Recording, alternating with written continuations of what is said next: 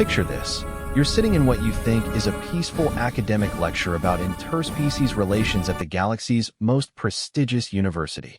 The professor, a respected Veltar scholar, begins demonstrating primitive human combat techniques to a classroom full of eager alien students. What starts as intellectual discussion quickly turns into something far more sinister: detailed instructions on how to efficiently kill humans, complete with anatomical weak points, psychological manipulation tactics, and biological vulnerabilities. The alien students take notes eagerly, treating human lives like a fascinating academic exercise. They laugh at human weaknesses. They debate the most efficient methods. They plan theoretical scenarios. But there's one small problem with their lesson. There's a human sitting quietly in the back row. He's been there the whole time, listening, learning, and waiting. Patient as stone, calm as deep space, and absolutely lethal in ways these alien academics can't even begin to imagine. They're about to discover why humans earned their reputation across the galaxy not through textbooks and theories, but through blood, steel, and the kind of primal fury that turns ordinary people into legends. The session is almost over, and the human has heard enough. What happens next will become the stuff of legends, a reminder to every species in the galaxy that there's a vast difference between studying human warfare in a classroom and facing a human warrior in reality. Some lessons can only be learned once. The greatest predators in the galaxy are about to meet their apex. The amphitheater at Nexus Prime University buzzed with excited chatter as students from 17 different species settled into their seats. The massive domed structure, built from crystalline materials that shifted color with the ambient light, could hold 3,000 beings comfortably. Today, it was packed to capacity for Professor Zekhai's renowned xenobiology lecture series. Marcus Chun adjusted his position in the back row, his worn leather jacket a stark contrast to the elaborate robes and biosuits worn by his alien classmates. At 6 feet tall, he was neither the largest nor smallest being in the room, but something about his stillness made him nearly invisible among the chattering crowd. His dark eyes swept across the assembled students with the kind of patience that came from years of waiting in hostile territory. The human had been attending these lectures for 3 months now, ever since accepting a cultural exchange position at the galaxy's most prestigious academic institution. Officially, he was there to study interspecies relations and contribute human perspectives to the curriculum. Unofficially, he was gathering intelligence on how the Galactic Confederation viewed his species. What he had discovered troubled him more than he let on. Professor Zekhai, a towering Veltar with 6 arms and skin that rippled like mercury, strode to the center of the amphitheater. The creature's multiple eyes fixed on various points in the audience, while its primary mouth formed what passed for a smile among its species. The secondary mouths along its neck whispered in harmonics that the universal translators struggled to interpret. "Students," Zekhai began, its voice carrying easily through the acoustic design of the chamber. "Today we conclude our study of primitive combat species with an examination of the humans of Terra." A ripple of interest went through the crowd. The insectoid chukri clicked their mandibles in anticipation, while the gaseous Nethys swirled in their containment suits.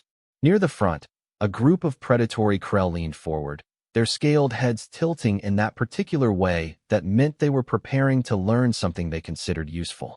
Marcus remained perfectly still, his breathing steady and controlled. 3 months of sitting in these lectures had taught him to mask his reactions completely. The aliens had grown so accustomed to his presence that they often forgot he was there entirely. Now, as we have discussed throughout this series, Zekhai continued, manipulating holographic displays with 4 of its arms while the other 2 gestured expressively. Each species possesses unique evolutionary advantages that shape their approach to conflict. The Krell have their armor and regenerative capabilities. The Vex possess their hive mind coordination. The Nethys can alter their molecular density at will. The professor paused, allowing a moment for the translator systems to catch up with its rapid speech patterns. "But humans," Zekhai said, its tone shifting to something that Marcus recognized as academic condescension, represent something of an anomaly. They lack the physical advantages of most combat species, yet they have somehow managed to establish themselves as a recognized power in our galaxy. This presents an interesting academic question. How does a species with such obvious limitations achieve military success? A student in the middle section raised a crystalline appendage. Marcus recognized her as Velnina, one of the more vocal members of the class. Professor, is it true that humans still fight with primitive chemical propulsion weapons? Zekai's multiple eyes focused on the questioner. Indeed. While most civilized species have moved beyond such crude implements in favor of energy weapons and gravitational manipulation, humans continue to rely heavily on what they call firearms. These devices use controlled explosions to propel small metal projectiles at high velocity. Laughter rippled through several sections of the amphitheater. Marcus noted which species found this amusing and which remained silent. Information was currency in his line of work, even when that information cut him to the bone. But, Professor, called out another student, this one a Krell warrior scholar whose scales bore the ceremonial scarring of his rank. Surely their crude weapons are no match for modern defensive systems? An excellent observation, Thrackmore, Zekai replied. And this brings us to the core of today's lesson. Understanding human combat capabilities is not merely an academic exercise. It has practical applications for any species that may find themselves in conflict with these primitives. The professor gestured, and the holographic display shifted to show a three-dimensional anatomical model of a human male. Marcus recognized the image as being based on medical scans from the Confederation's first contact protocols. It was him, actually, though he doubted anyone in the room made that connection. Observe the human physique, Zekai instructed. Bilateral symmetry, standard vertebrate structure, minimal natural armor. The musculature is adequate for their home gravity, but unremarkable by galactic standards. They possess only 2 eyes, providing limited visual range compared to species with compound or multiple array vision systems. The professor zoomed in on various anatomical features. Note the relatively large cranial cavity, indicating significant brain development. However, human neural processing operates on chemical rather than quantum principles, making their reaction times slower than most intelligent species. Marcus fought to keep his expression neutral as Zekai highlighted what the professor clearly viewed as weaknesses. The human knew that these same features had been assets in every conflict he had ever survived, but explaining that would require revealing more about human nature than these academics were ready to understand. Now, Zekai continued, let us examine human psychology. This is perhaps more important than their physical limitations, as it represents their true vulnerability. The display shifted to show brain-scan imagery and psychological evaluation charts. Humans are remarkably susceptible to emotional manipulation. They form irrational attachments to other individuals, often placing the welfare of small groups above logical tactical decisions. This pack bonding behavior can be exploited to create strategic advantages. A Chuck Reese student's mandibles clicked rapidly in what Marcus had learned was their equivalent of raising a hand. Professor, are you suggesting that emotional manipulation is an effective strategy against human military units? Precisely, Zekai replied. Human military doctrine acknowledges this weakness in their concept of morale. Their effectiveness decreases significantly when they believe their cause is hopeless or when they witness the suffering of their companions. This is in stark contrast to species like the Vex, whose hive mind eliminates such individual emotional responses. Marcus's jaw tightened almost imperceptibly. He had seen what happened when human units were pushed beyond their emotional breaking points. It rarely went the way these academics seemed to think it would. Furthermore, the professor continued, warming to its subject, humans possess what they term imagination. While this trait has contributed to their technological development, it also means they are capable of anticipating negative outcomes, leading to what they call fear.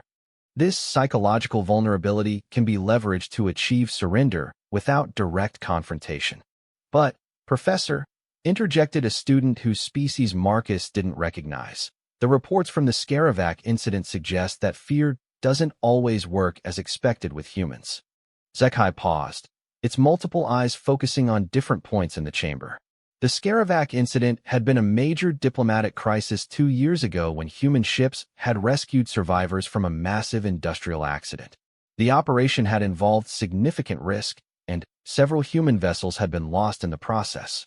The Scaravac incident represents an anomaly, Zekai said carefully. Human behavior in that situation was atypical of what we would expect from a species with normal self-preservation instincts. However, this brings us to an important point about human tactics.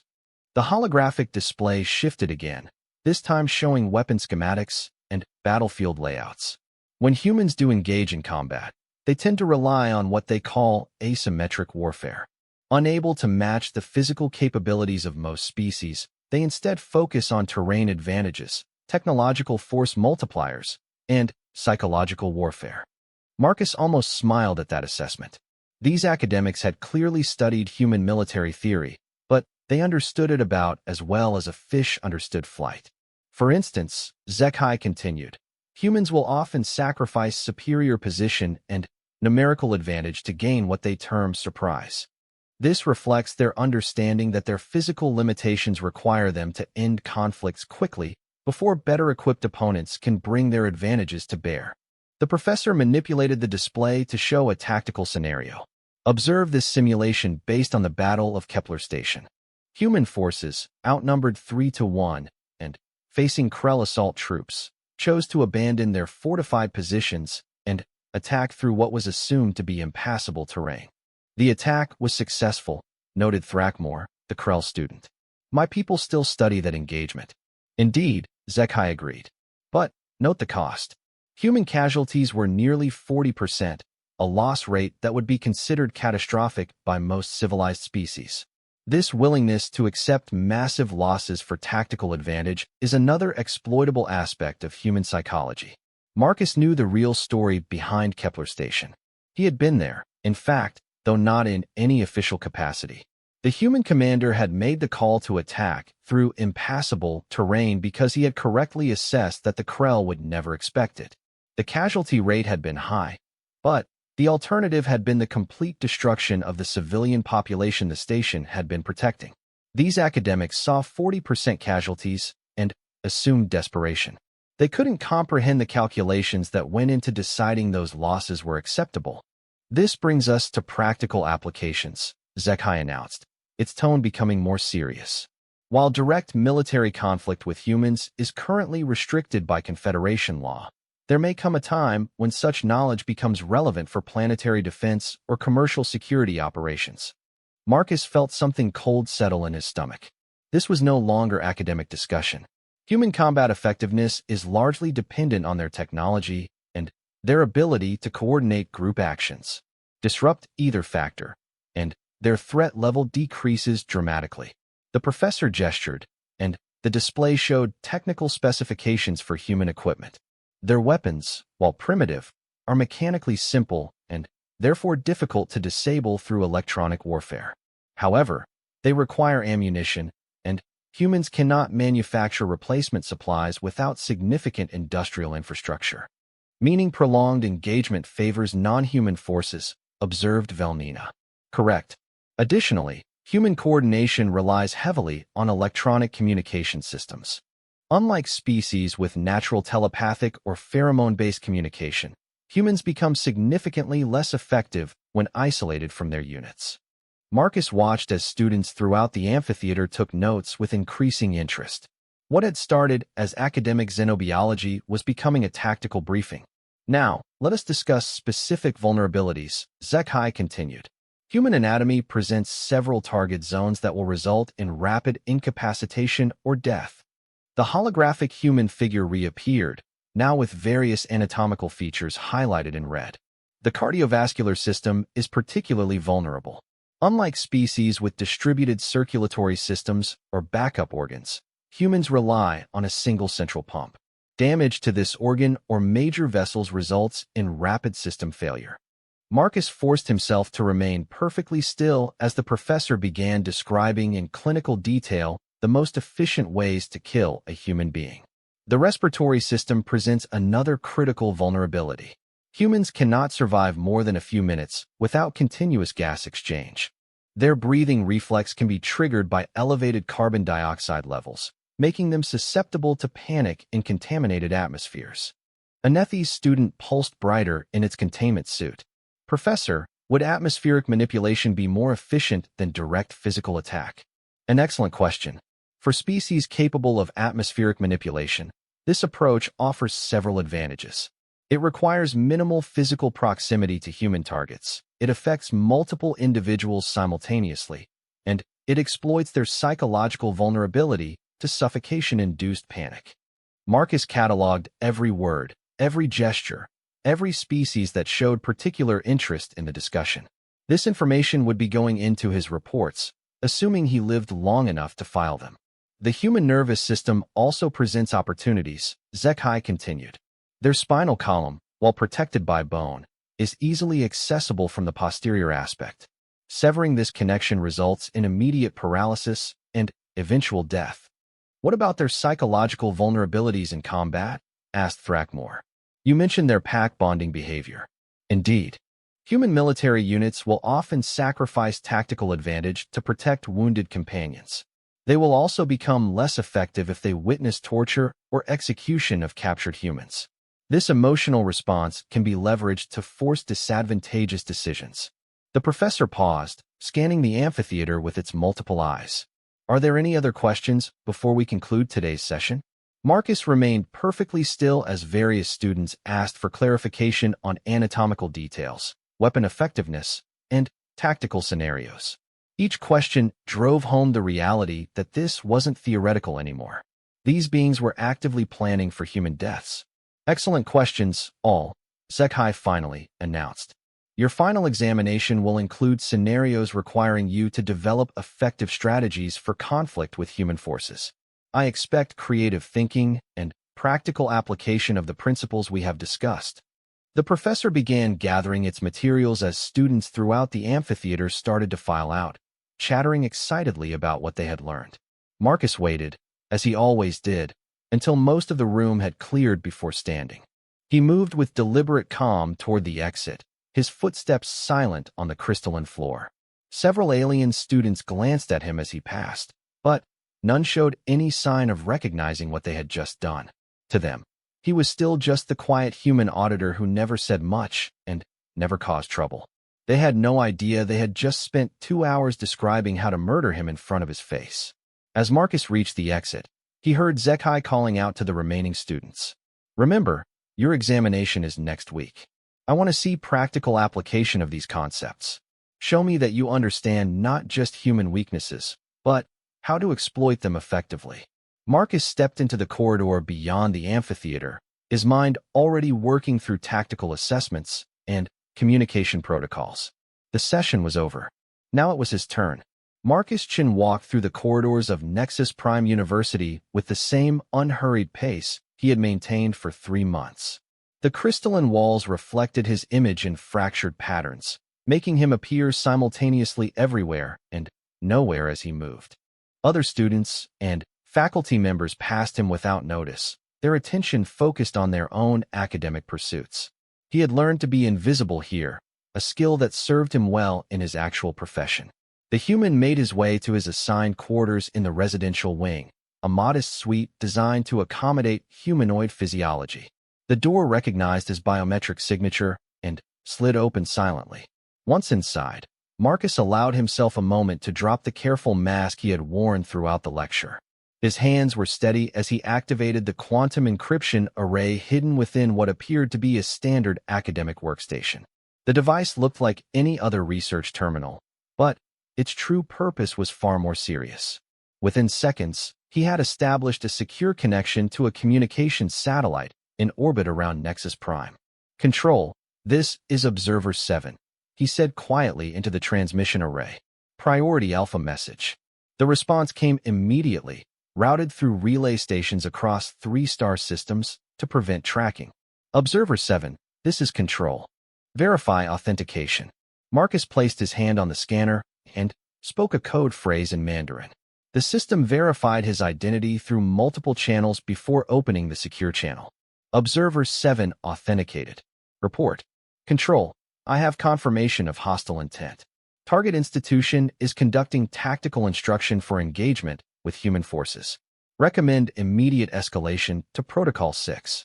Protocol 6 meant active threat assessment.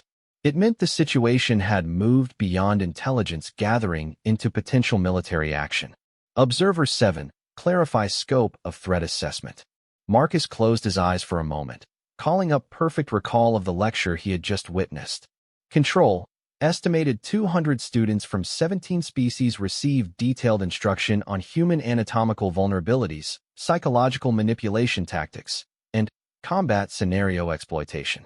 Professor Zekai specifically mentioned practical applications for planetary defense and commercial security operations. Understood. Are you compromised? Negative. Target subjects show no awareness of my presence or actual function. Recommend maintaining current cover pending further instructions. Observer 7, maintain position and continue monitoring. Control will advise within 12 hours regarding Protocol 6 authorization. The transmission ended, leaving Marcus alone with his thoughts. He stood by the window of his quarters, looking out at the alien cityscape beyond the university. Nexus Prime was considered one of the most beautiful worlds in the galaxy, its crystalline architecture creating a landscape of reflected light and impossible geometries. It was also home to the largest concentration of non-human academic talent in known space.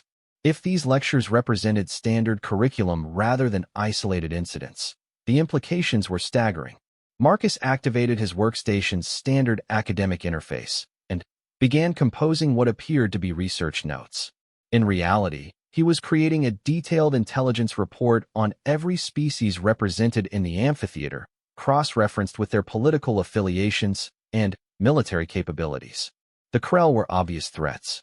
Their warrior culture and natural advantages made them formidable opponents under any circumstances. But they were also straightforward in their hostility. The humans had been fighting Krell raiders for decades, and both sides understood the nature of that conflict. The Veltar were more concerning. Professor Zekai's species controlled several of the galaxy's most important trade routes, and their academic institutions influenced policy across dozens of worlds. If they were actively studying human vulnerabilities, it suggested a level of long-term planning that went far beyond routine xenobiology research. The Chukri represented a different problem entirely. Their hive-structured society made them incredibly efficient at implementing complex plans, but their rigid hierarchy meant that orders from their leadership carried absolute authority. If someone in the Chukri power structure decided humans were a threat, the entire species would act accordingly. Marcus worked methodically through his analysis, building detailed profiles of potential threats and resources. The intelligence would be valuable regardless of how the current situation developed, but he hoped it would remain purely academic. His concentration was broken by a chime from the door. Marcus quickly shifted his workstation back to standard academic mode before answering. Professor Chen? The voice belonged to Velnina, the Veltar student who had asked questions during the lecture. I hope I'm not disturbing you. Marcus opened the door, maintaining the slightly confused expression of someone interrupted during research. Ms. Velnina, how can I help you? The alien stood nearly 7 feet tall, her crystalline exoskeleton shifting through subtle color variations as she spoke. Like all Veltar, she possessed multiple arms and a head that could rotate nearly 360 degrees. Her current position suggested formal politeness, though Marcus had learned that Veltar body language was more complex than most species realized. I was hoping to discuss today's lecture with you, she said. As the only human in Professor Zekai's class, your perspective would be valuable for my research project. Marcus stepped aside to allow her entry, his mind immediately shifting into cover identity mode. Of course, though I'm not sure how much insight I can provide. Comparative xenobiology isn't really my field. Velnina moved into the quarters with the flowing grace common to her species. Actually, that's exactly why your input would be useful. Professor Zekai approaches human studies from a purely theoretical perspective, but you could provide practical verification of his conclusions. I'm not sure I follow. Well, for instance, his assessment of human psychological vulnerabilities. The emotional attachment behavior he described. Is that accurate in your experience? Marcus felt the first stirrings of genuine alarm. This wasn't casual academic curiosity. Velnina was conducting her own research, and her questions were far too specific to be coincidental. I suppose we do tend to form strong social bonds, he replied carefully. Most humans find isolation psychologically difficult. Interesting. Valnina settled into a chair designed for humanoid anatomy, her multiple arms adjusting to maintain balance. And the fear responses Professor Zekai mentioned? The way imagination can create anticipatory anxiety. I think you'd need to be more specific. Fear is a complex psychological reaction. Of course, let me rephrase. In combat situations, would human units become less effective if they anticipated negative outcomes? If they were, say, shown evidence that their mission was likely to fail? The question hung in the air between them like a blade. Marcus maintained his academic facade, but his tactical mind was now fully engaged. This wasn't research. This was reconnaissance. I've never been in combat, he said with what he hoped was convincing uncertainty. My background is in cultural studies, not military affairs. Naturally. But surely you have some insight into human nature? After all, you've chosen to study among alien species, which suggests a certain psychological flexibility. Valnina's head rotated slightly, bringing different visual sensors to bear on Marcus's face. He knew she was analyzing his micro-expressions, looking for tells that might reveal information beyond his words. I think Professor Zekai's analysis was quite thorough, Marcus said finally.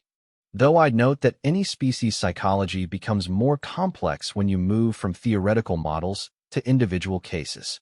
Meaning that while humans might generally respond to fear as the professor described, specific individuals might react differently based on training, experience, or cultural background. Valnina's coloration shifted to what Marcus had learned indicated satisfaction. So standard psychological warfare tactics might be less effective against, say, human military personnel? There it was. The question that revealed the true purpose of this conversation. Valnina wasn't just curious about human psychology. She was planning for conflict. I couldn't say, Marcus replied. I've never met any human military personnel. It was technically true. Marcus Chun, cultural studies researcher, had never met any military personnel. Marcus Chun, operative of the Terran Intelligence Service, was military personnel. Of course not, Valnina agreed smoothly. Still, I find human psychology fascinating. For instance, Professor Zekai mentioned that humans will sacrifice tactical advantage to protect wounded companions. That seems remarkably inefficient from a survival perspective. I suppose it depends on how you define survival. Humans tend to think in terms of group survival rather than just individual survival. Yes, that's what makes it exploitable. The words hung between them like a confession.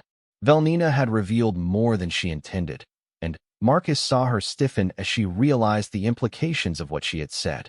Exploitable? Marcus asked, his tone carefully neutral. I mean, academically speaking. For understanding human tactical doctrine. Valnina's coloration shifted toward what Marcus recognized as embarrassment or concern. I'm writing my thesis on comparative military psychology. I see. And Professor Zekai approved this research focus. Professor Zekai has been very supportive of practical applications for our studies. Marcus filed that information away for his report. If Zekai was encouraging students to develop practical anti-human tactics, the scope of the threat was larger than he had initially assessed. Well, I hope I've been helpful, he said. Though I'm afraid I don't have much more insight to offer on military matters. Valnina rose gracefully from her chair. You've been very helpful, Professor Chin. I may have additional questions as my research progresses, if you don't mind. Of course, academic collaboration is why we're all here. After Valnina left, Marcus immediately returned to his secure communication array. The conversation had revealed several critical pieces of information that Control needed to know immediately. Control, this is Observer 7. Amendment to previous report. Go ahead, Observer 7. Students are conducting independent research projects focused on anti-human tactics. Recommend immediate assessment of university's entire curriculum for systematic hostility indicators. Understood. Any other developments? Marcus hesitated for a moment before responding. Control, my cover may be compromised. Student questioning suggests active intelligence gathering rather than academic curiosity. Observer 7. Assess probability of immediate threat. Marcus considered the question carefully. Valnina's visit could have been routine academic research, but the specific nature of her questions suggested otherwise. More concerning was the casual way she had mentioned exploitation of human psychological vulnerabilities. Control. Estimate 60% probability that my presence has been noted by hostile intelligence. Recommend preparation for emergency extraction. Understood. Observer 7. Maintain current position pending further assessment. Control will have updated instructions within 6 hours. The transmission ended, leaving Marcus alone with the implications of what he had discovered. The lecture hadn't been an isolated incident of academic prejudice. It was part of a systematic study of human vulnerabilities, possibly coordinated across multiple institutions and species. Marcus returned to his workstation and began expanding his intelligence report to include estimates of the scope of anti-human research throughout the university. If Zekhai's program was representative of broader trends, human intelligence services needed to know immediately. As he worked, Marcus found himself thinking about the casual way Professor Zekhai had described human anatomy and psychology. The clinical detachment with which the professor had outlined the most efficient ways to kill a human being. The eager note-taking of students who saw his species as an academic exercise in applied lethality. For 3 months, Marcus had sat quietly in those lectures, gathering intelligence and maintaining his cover. He had listened to detailed discussions of human weaknesses, tactical vulnerabilities, and psychological exploitation. He had watched alien students learn to see his people as problems to be solved rather than beings to be respected. The session was over. The students had learned what they came to learn. Professor Zekhai had completed his curriculum. Marcus closed his eyes and began running through tactical scenarios in his mind. If his cover was blown, if the university suspected his true purpose, he would need to act quickly. Protocol 6 gave him significant latitude in threat response, but it also meant that the peaceful facade of academic exchange was about to end. The aliens had spent months studying human vulnerabilities. They had cataloged weaknesses, planned exploits, and prepared for conflict. What they had failed to understand was that humans studied their enemies too, and Marcus Chun had been taking very careful notes of his own. The communication from Control came at 0347 local time, transmitted through quantum burst encryption that lasted exactly 1.3 seconds. Marcus Chun was already awake when it arrived. His internal clock adjusted to military precision despite months of academic routine. Observer 7, this is Control. Protocol 6 is authorized. Evidence confirms coordinated anti-human research across multiple institutions. Your mission parameters have changed. Marcus sat up in his bed, immediately alert. Protocol 6 authorization meant the situation had escalated beyond intelligence gathering. Someone at the highest levels of Terran Command had decided that Nexus Prime University represented an active threat to human security. Observer 7, new mission parameters follow. Primary objective, neutralize immediate threat to human populations. Secondary objective, gather evidence of coordination with hostile governments. Tertiary objective, send clear message regarding consequences of anti-human planning. The transmission paused, giving Marcus time to process the implications. This was no longer a covert intelligence operation. This was active warfare. Observer 7, you are authorized to terminate your cover and engage all necessary measures to complete mission objectives. Rules of engagement are flexible. Collateral damage is acceptable if mission success requires it. Marcus felt something cold and familiar settle in his chest. The academic Marcus Chun was about to disappear, replaced by the operative who had earned his reputation in the outer colonies during the Krell raids. Observer 7, additional intelligence follows. University research has been shared with Krell Military Command and Veltar Commercial Security Forces. At least 43 worlds have received tactical briefings based on Professor Zekhai's curriculum. Threat assessment is immediate and widespread. The final piece of the transmission contained detailed intelligence on university security systems, faculty schedules, and student population data. Marcus absorbed the information with the kind of focus that had kept him alive through 12 years of operations in hostile territory. Observer 7, Control is implementing diplomatic pressure at multiple levels, but immediate tactical response is your responsibility. Complete mission objectives and extract within 72 hours. Control out. Marcus stood and moved to his equipment locker, which appeared to contain nothing more threatening than academic supplies and personal effects. To any casual inspection, it held exactly what a cultural studies researcher would be expected to possess. The reality was somewhat different. Marcus removed what appeared to be a standard data tablet and pressed his thumb against a specific corner. The device's surface rippled, revealing advanced military electronics beneath the academic facade. A moment later, he was looking at real-time intelligence on every major figure in the university's xenobiology program. Professor Zekai maintained quarters in the faculty residential complex, 2 kilometers from the main academic center. Security was minimal, designed more to protect expensive research equipment than to prevent intrusion. The professor's schedule showed him working late most nights in his private laboratory. Marcus made his decision. Zekai was the primary target, but eliminating him alone wouldn't send the message that Control wanted delivered. The students needed to understand the consequences of their academic exercises in human extermination. The operative began preparing his equipment with movements that were automatic after years of similar operations. The academic facade fell away completely as he transitioned into mission mode. Marcus Chun, cultural researcher, ceased to exist. What remained was a human weapon with 3 months of accumulated rage.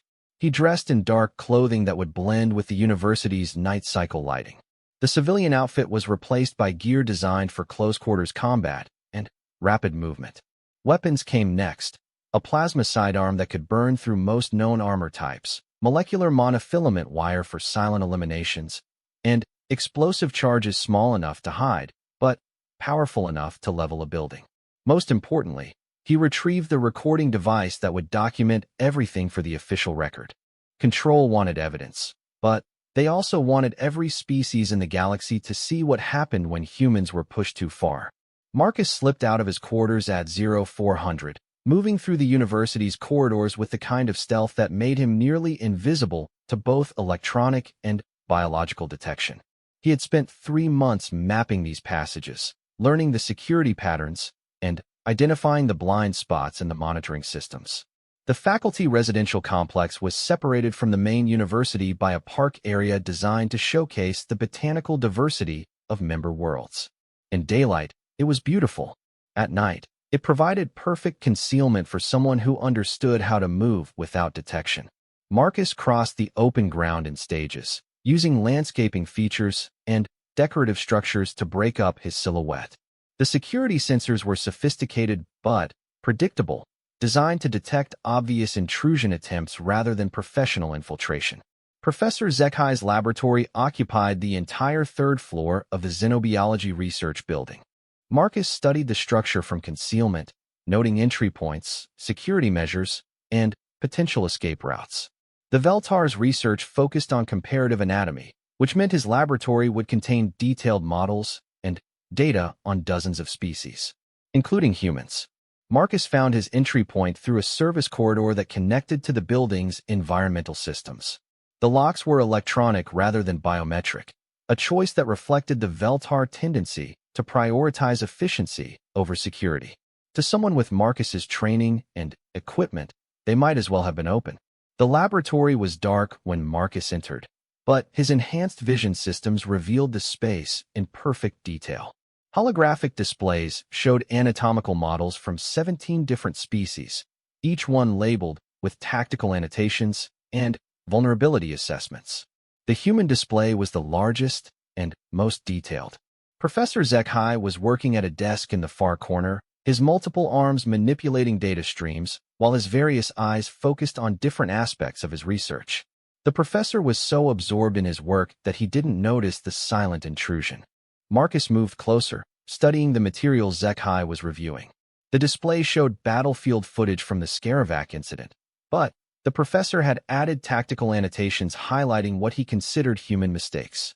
Other windows showed communications intercepts from human military units, marked up with psychological assessment notes. "Professor," Marcus said quietly. Zekai spun around with surprising speed, his multiple eyes focusing on the intruder. For a moment, the Veltar simply stared, his alien mind processing the unexpected presence of the quiet human student. "Professor Chen?" Zekai's voice carried confusion and concern. What are you doing here? How did you get into my laboratory? Marcus stepped into the light, allowing the professor to see him clearly.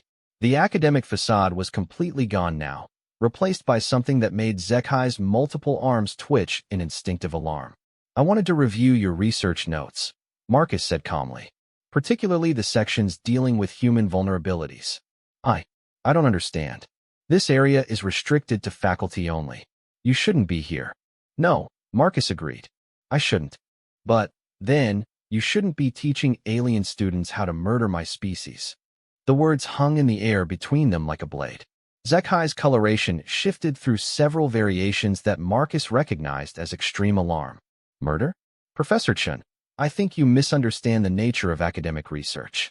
The xenobiology curriculum is designed to foster understanding between species. Marcus gestured toward the displays showing human anatomical vulnerabilities and tactical assessments. Understanding. Is that what you call detailed instructions on the most efficient ways to kill humans? Those are theoretical models for academic purposes only. Really? Marcus moved to one of the workstations and activated a display showing communication logs. Then, explain why your theoretical models have been transmitted to Krell Military Command, Veltar Security Forces, and Intelligence Services on 43 worlds. Zekhai's multiple eyes focused on the display, his expression shifting from confusion to something approaching panic.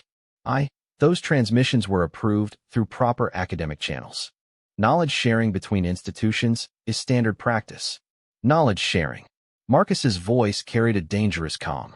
Professor, you've been teaching my enemies how to kill my people. You've been treating human lives like an academic exercise. Did you really think there would be no consequences? Professor Chen, I think you're overreacting to standard xenobiological research. Perhaps we should contact university administration to discuss your concerns through proper channels. Marcus smiled, and Zekhai's coloration shifted to what the human recognized as genuine terror. Professor, I'm not actually Professor Chun. The statement hung between them for several seconds before its implications became clear. Zekhai's multiple arms began moving toward what Marcus assumed was an emergency communication device. But the human was faster. The plasma sidearm appeared in Marcus's hand with practiced speed, its targeting laser painting a red dot on the center of Zekhai's torso. The Veltar froze, his alien mind finally processing the reality of his situation. Who are you? Zekhai whispered. My name is Marcus Chun, and I'm an operative of the Terran Intelligence Service. For the past 3 months, I've been sitting in your lectures, listening to you teach students how to kill humans. I've watched them take notes on our anatomical vulnerabilities. I've heard them plan scenarios for exploiting our psychological weaknesses. Marcus stepped closer, the plasma weapon never wavering from its target. Today, during your final lecture, you specifically encouraged students to develop practical applications for anti-human tactics. You told them their examination would require creative thinking about how to exploit human weaknesses. That was academic theory, Zekhai stammered. Educational methodology requires practical application of theoretical knowledge. Educational methodology. Marcus's voice carried the kind of cold fury that made professional soldiers step back. Professor, you've been running a training program for human extermination. You've been teaching the galaxy's future leaders that my species exists to be studied, cataloged, and eliminated. The recording device on Marcus's equipment was capturing everything, ensuring that Control would have complete documentation of this conversation. More importantly, it was creating a record that would be transmitted across the galaxy within hours. The session is over, Professor, Marcus said quietly. Class dismissed. What happened next took exactly 4 seconds, and was recorded in perfect detail for later distribution. The plasma weapon discharged with a sound like tearing silk, and Professor Zekhai ceased to exist in any meaningful sense. Marcus moved immediately to the laboratory's communication systems, uploading a prepared data package that would be distributed to every academic institution in the galaxy within the hour. The package contained complete recordings of Zekhai's lectures, evidence of the anti-human research program, and documentation of the military applications being developed. Most importantly, it contained footage of what had just happened to Professor Zekhai. The message was simple and would be understood by every species in the galaxy. Humans were not academic subjects to be studied and dissected. They were not problems to be solved or weaknesses to be exploited. They were apex predators who had been pretending to be peaceful. And the pretense was over. Marcus activated the laboratory's self-destruct system, which would eliminate all physical evidence within minutes. The digital records had already been transmitted, but the research materials and biological samples needed to be destroyed completely. As he prepared to leave, Marcus took one final look at the displays showing human anatomical models and tactical assessments. For 3 months, he had sat quietly while alien academics treated his species like experimental subjects. Now they would understand what it meant to be the subject of human attention. The building began to shake as the self-destruct sequence initiated. Marcus slipped out through the same route he had used to enter, moving with the speed and precision of someone who had done this many times before. Behind him, the xenobiology research building was consumed by carefully placed explosions that left nothing intact large enough to provide useful intelligence to anyone. Marcus Chen had work to do. There were 43 worlds that had received tactical briefings based on Zekhai's research. There were students who thought human extermination was an acceptable academic exercise. There were lessons to be taught, and Marcus was an excellent teacher. The hunt had begun. The emergency alarms began wailing across Nexus Prime University exactly 18 minutes after Marcus Chen eliminated Professor Zekhai. By then, the human operative was already implementing the second phase of his mission, moving through the residential complex where the professor's most dedicated students maintained their quarters. The explosion had been carefully calibrated to destroy the xenobiology research building completely while leaving adjacent structures intact. Marcus wanted the university's administration to understand that this was precision warfare, not random terrorism. Every action was deliberate, calculated, and designed to send a specific message. Velnina's quarters were located in the Graduate Student Residential Tower, a crystalline structure that housed approximately 200 advanced students from across the galaxy. Marcus had studied the building's layout during his months of preparation, identifying optimal entry points and security vulnerabilities. The alien students were panicking in response to the alarms, their various communication methods creating a cacophony of sounds, scents, and electromagnetic pulses that would mask Marcus's approach. Fear was making them sloppy, exactly as human military doctrine predicted. Marcus entered the building through a service corridor while security forces were focused on the burning remains of the research facility.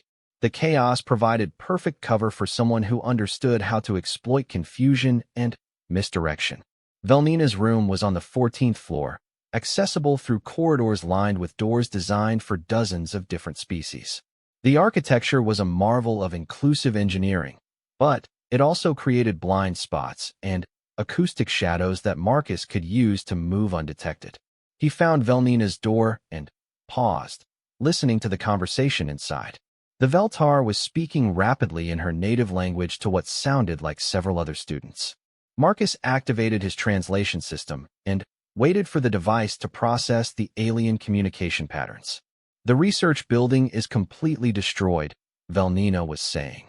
"All of Professor Zekhai's work, everything we've been studying for months." Another voice, this one belonging to Thrakmor, the Krell warrior scholar. "University security is reporting that the professor is missing, presumed dead." This wasn't an accident. "But who would attack xenobiology research?" a third voice asked. Marcus recognized it as belonging to one of the Chuck Reese students who had been particularly interested in human psychological vulnerabilities. "Someone who didn't appreciate being studied," Velnina replied grimly. "I think we may have underestimated human intelligence capabilities." Marcus smiled coldly. They were starting to understand, but their education was far from complete. He activated the door override system he had prepared months earlier, stepping into the room with the casual confidence of someone who belonged there. 6 alien students were gathered around Velnina's workstation, their attention focused on news reports from the burning research building. They turned as one when Marcus entered, their various sensory organs focusing on the unexpected intruder. For a moment, nobody spoke. The human stood quietly in the doorway, his hands visible and apparently empty. "Professor Chun," Velnina said finally, her voice carrying a mixture of relief and confusion. "How did you get in here?" The building is supposed to be secured during emergency conditions. I have excellent lock-picking skills, Marcus replied calmly. Among other talents that weren't mentioned in my academic biography. Thrackmore's predatory instincts activated faster than the others. The Krell's scales shifted to combat coloration as he processed the implications of Marcus's casual intrusion during a security emergency. You're not a cultural studies researcher, the warrior scholar said, his voice carrying the kind of certainty that came from recognizing a fellow predator. No, Marcus agreed. I'm not. The plasma sidearm appeared in his hand with the same smooth motion he had used in Zekhai's laboratory. 6 alien students found themselves staring down the barrel of a weapon that could burn through their most advanced armor. My name is Marcus Chun, and I'm an operative of the Terran Intelligence Service. For the past 3 months, I've been attending Professor Zekhai's lectures on human vulnerabilities. This afternoon, I decided to provide some practical demonstrations of my own. Velnina's crystalline exoskeleton shifted through several color variations that Marcus had learned indicated extreme stress. You killed Professor Zekhai. I did. He was teaching you how to murder my species. I found his curriculum objectionable. That was academic research, protested the Chuck Reese student. Knowledge gathering for intellectual purposes. Marcus turned the weapon toward the speaker. Really? Then, explain why your research notes include tactical assessments of human colony defenses. Explain why you've been sharing your findings with military intelligence services on 43 worlds. The students exchanged glances that confirmed Marcus's assessment. This wasn't academic curiosity. This was systematic preparation for conflict with human populations. You've been planning genocide, Marcus continued conversationally. Studying my species like laboratory specimens, cataloging our weaknesses, preparing for the day when you could implement what you learned. Did you think we wouldn't notice? Thrackmore's warrior training was overriding his academic pretenses. The Krell began moving with the kind of careful precision that preceded an attack, his natural weapons extending in preparation for combat. Marcus shot him first. The plasma beam burned through Thrackmore's armored torso in 0.3 seconds, leaving a hole large enough to see through. The Krell warrior scholar collapsed without making a sound, his academic career ending exactly as his martial instincts had predicted it would. The remaining students recoiled in shock and terror, their various physiologies responding to the sudden death of their companion in ways that ranged from chemical releases to electromagnetic pulses. Marcus remained perfectly calm, his weapon now targeting the next most dangerous individual in the room. Let me explain something about human psychology, Marcus said, his voice carrying the kind of professional detachment that made trained killers nervous. Professor Zekhai spent considerable time discussing our emotional vulnerabilities. Our tendency to form attachments, our susceptibility to fear and psychological manipulation. He paused, allowing the alien students to process his words while their dead classmates' blood pooled on the crystalline floor. What the professor failed to understand is that these same psychological traits make us extremely dangerous when threatened. Humans don't just fight for survival. We fight for justice. We fight for revenge. And we fight to ensure that threats to our people are permanently eliminated. Velnina's multiple arms were shaking as she processed the implications of what she was hearing. You're going to kill us all. That depends, Marcus replied, on how quickly you learn the lessons I'm here to teach. The human gestured toward the workstation where the students had been monitoring news reports. Activate your communication systems. All of them. I want every academic institution in the galaxy to witness what happens next. Why? Asked one of the other students, a species Marcus didn't immediately recognize. Because word needs to spread. Because every professor, every student, every government official who thinks humans are acceptable subjects for extermination research needs to understand the consequences of that choice. Marcus moved closer to the group, his weapon never wavering from its targets. You see, while you were studying human vulnerabilities, we were studying yours. While you were learning how to exploit our psychological weaknesses, we were mapping your military capabilities, your social structures, your technological dependencies. The truth was settling over the alien students like a cold fog. They had been so focused on their academic exercises that they had failed to consider that humans might be conducting research of their own.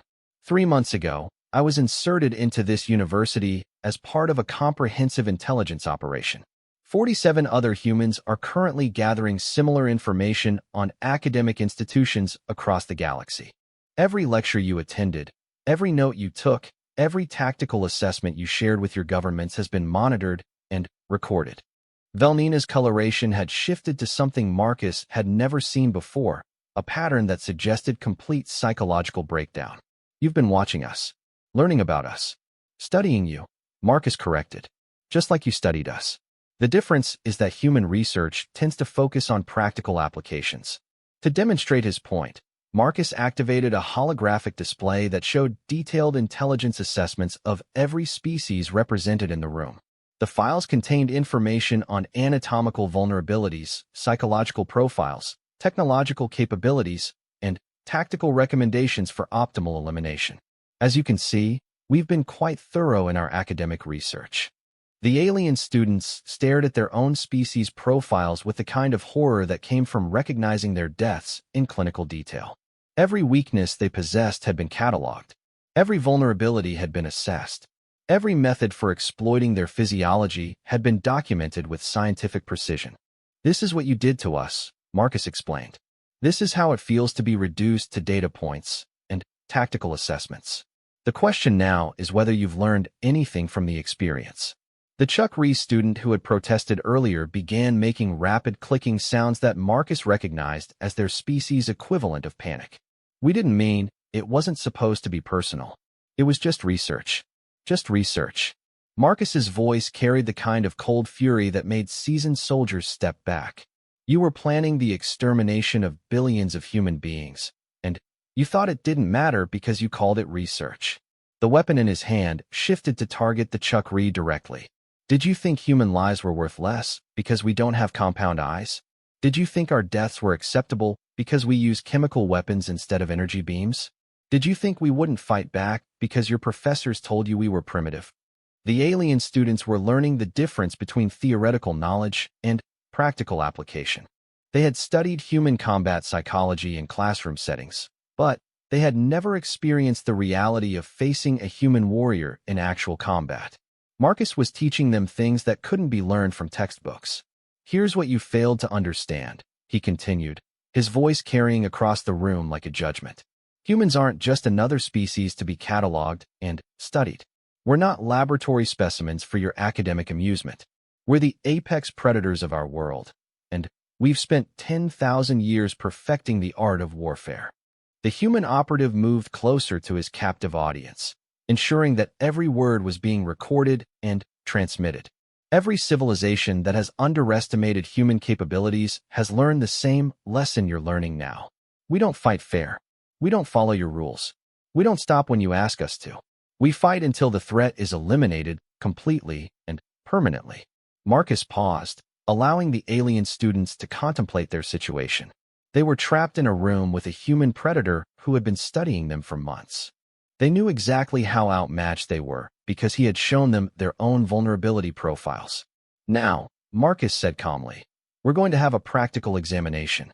You're going to demonstrate what you've learned about the consequences of threatening human populations, and your performance will determine whether you survive to share that knowledge with others." The lesson was about to begin in earnest. Marcus Chin stood in the center of Velnina's quarters, surrounded by 5 terrified alien students and one very dead Krell warrior scholar. The communication systems were active and broadcasting to academic institutions across the galaxy, ensuring that his lesson would reach the widest possible audience. "Your final examination consists of a single question," Marcus announced, his weapon maintaining steady coverage of the remaining students. "What is the most effective strategy for ensuring peaceful coexistence between human and non-human populations?" The alien students exchanged glances, their various sensory organs trying to process the psychological pressure of facing an apex predator in a confined space. The question seemed almost absurd given the circumstances, but Marcus's tone suggested that their answers would determine whether they survived the next few minutes. Velnina spoke first, her crystalline exoskeleton shifting through color patterns that indicated extreme stress. "Diplomatic engagement through established Confederation channels?" Marcus shook his head slowly. "Incorrect. Diplomatic engagement failed to prevent your species from developing anti-human extermination protocols? Next answer. A student from a species Marcus had cataloged as primarily aquatic raised one of its manipulator appendages. Economic interdependence, creating trade relationships that make conflict unprofitable. Also incorrect. Economic relationships didn't stop your professors from sharing tactical intelligence with hostile governments. Your species have been planning human genocide while simultaneously trading with human colonies. The Chuck Rees student began clicking rapidly in its native language before switching to standard galactic. Military deterrence? Maintaining sufficient defensive capability to discourage aggressive action. Marcus smiled coldly, getting warmer, but still missing the fundamental principle. Military deterrence only works if your opponents believe you're willing to use those capabilities. For 3 months, you studied human combat psychology without understanding the most important aspect of our nature. The human operative activated a holographic display showing real-time intelligence feeds from across the galaxy. The data painted a picture of systematic anti-human planning that extended far beyond Nexus Prime University. While you were attending lectures on human vulnerabilities, 47 other academic institutions were conducting similar research programs. While you were sharing tactical assessments with military intelligence services, those same services were developing implementation strategies based on your findings. The display showed classified communications between Krell Military Command, Veltar Commercial Security Forces, and intelligence services from dozens of worlds. The scope of the coordination was staggering. Your species have been preparing for war against humanity while maintaining diplomatic relations with our governments. You've been studying us like laboratory specimens while pretending to value peaceful coexistence. Marcus gestured toward the communication systems that were broadcasting his words across the galaxy. This conversation is being monitored by intelligence services on every major world. Your governments are watching. Your military leaders are taking notes. Your academic colleagues are recording every word. He paused, allowing the implications to settle over his captive audience. The question I asked has a simple answer, but understanding it requires abandoning the assumptions that led you to study human extermination in the first place. Velnina's multiple arms were shaking as she processed the reality of her situation. What assumptions? The assumption that humans are primitive. The assumption that our technology is inferior. The assumption that our psychological vulnerabilities make us easy targets for exploitation. Marcus moved closer to the group, his weapon never wavering from its targeting solutions. Most importantly, the assumption that we wouldn't notice what you were doing. The truth was spreading across the faces of the alien students like a slow poison. They had been so focused on their academic exercises that they had failed to consider the possibility that humans were conducting their own research. For every lecture you attended on human vulnerabilities, human intelligence services were monitoring your communications. For every tactical assessment you shared with your governments, we were developing countermeasures and response protocols. For every weakness you cataloged in our species, we were mapping 3 weaknesses in yours. The human operative activated another display showing the real-time disposition of human military forces throughout the galaxy. The data revealed massive fleet movements, strategic positioning, and deployment patterns that suggested preparation for large-scale conflict. While you were planning genocide, we were planning preemptive strikes. While you were studying our anatomy, we were targeting your industrial infrastructure. While you were discussing our psychological weaknesses, we were identifying the key individuals in your power structures who needed to be eliminated first. The alien students stared at the tactical displays with growing horror. The humans hadn't just been aware of the anti-human research programs. They had been preparing comprehensive military responses to them. But here's what your professors never taught you. Marcus continued, his voice carrying the kind of calm certainty that made professional soldiers nervous. Humans don't fight defensive wars. When we identify a threat to our people, we eliminate that threat completely and permanently. The communication systems began receiving priority transmissions from across the galaxy. Marcus allowed the alien students to monitor the feeds, ensuring they understood the scope of what was unfolding. Fleet command to all units. Operation Righteous Fury is authorized. Begin implementation immediately. Terran Intelligence Service to all stations. Priority Alpha targets are confirmed. Execute termination protocols. Colonial Defense Force to sector commanders. Hostile academic institutions are designated as legitimate military targets. Weapons free. Your final examination is taking place across the entire galaxy, Marcus explained. Every academic institution that participated in anti-human research programs is being neutralized. Every government official who received tactical briefings based on your findings is being eliminated. Every military unit that developed implementation strategies is being destroyed. The alien students watched in real time as human forces struck targets throughout known space. Academic institutions were burning. Government facilities were being raided. Military installations were disappearing from sensor networks. The correct answer to my question, Marcus said quietly, is that peaceful coexistence between humans and non-human populations requires non-humans to abandon any plans for human extermination. Velnina's coloration had shifted to patterns Marcus had never seen before. You're committing genocide. You're destroying entire civilizations. No, Marcus corrected. We're eliminating specific threats to human populations. Your governments started this conflict when they began planning our extermination. We're finishing it. The displays showed the scope of human military action with clinical precision. The strikes were targeted and overwhelming, designed to eliminate anti-human capabilities while leaving civilian populations largely intact. Every species that participated in anti-human research programs is receiving the same lesson you're receiving now. Every academic who treated human lives as intellectual exercises is learning the practical applications of human combat psychology. Marcus gestured toward the communication systems. Your professors taught you that humans are vulnerable to psychological manipulation, that we become less effective when we witness the suffering of our companions, that we can be defeated through emotional exploitation.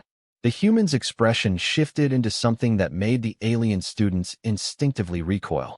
What they failed to understand is that these same psychological traits make us absolutely merciless when protecting our people from existential threats. When you study how to kill humans, when you plan human genocide, when you share tactical assessments for eliminating human populations, you activate the most dangerous aspect of our nature. The tactical displays showed human forces advancing across multiple fronts, their progress marked by the systematic elimination of anti-human research facilities and military installations. Humans don't just defend ourselves. We hunt down every individual who threatens our species and eliminate them completely.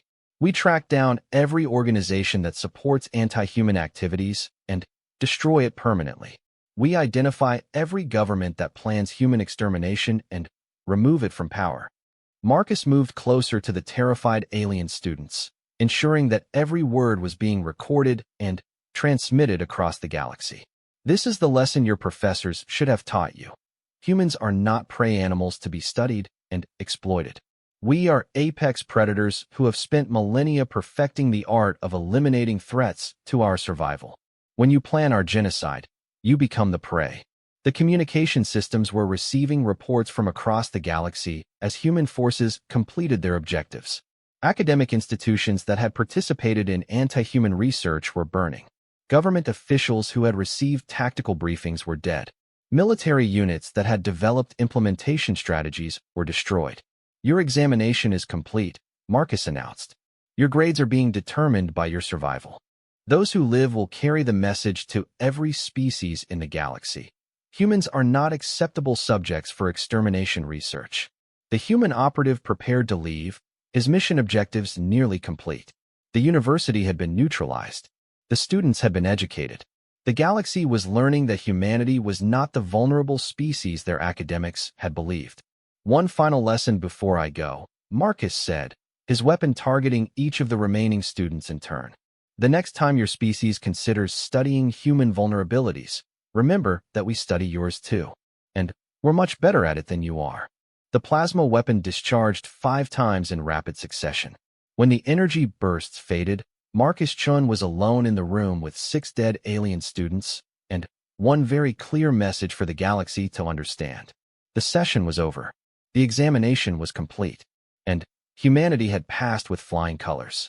As Marcus prepared to extract from Nexus Prime University, Communication systems across the galaxy carried the same message to every species that had participated in anti-human research programs. The transmission was simple and broadcast in every known language. Humanity has noted your academic interest in our species. We have conducted our own research programs in response. Class is dismissed.